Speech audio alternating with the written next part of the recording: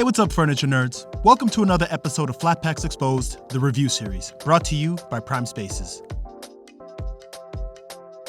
Okay, guys, I want to do a quick review for this set of 2 Adirondack chairs that I literally just put together. So this is just my impression right out of the gate as I assembled it, took it out of the box. First thing I want to talk about is the quality. The first thing I noticed about these when I was bringing the parts out and handling them is that they were pretty heavy, right? Not super heavy, but heavy enough where it's like when it's all put together, you're not going to feel like you're sitting on a wet cardboard box, right? You're going to be feeling on something that you can actually get comfy in and feel secure in.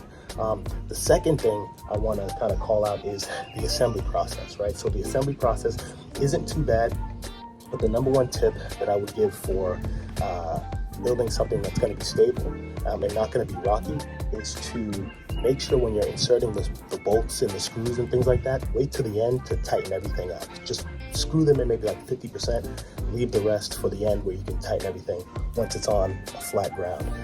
And the last thing that I kind of want to call out is when you sit in this has this nice big dip so you can really get set.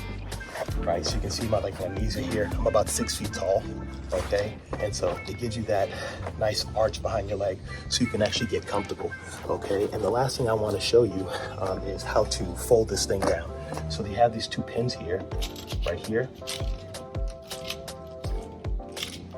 You just want to pull it out. Same thing on this side. And then you can fold them down. So other than that, guys, I really like these chairs. High quality, assembly isn't too bad, not too many screws, and you can really get a good solid build if you start the screws off 50-50 and then tighten them all at the end.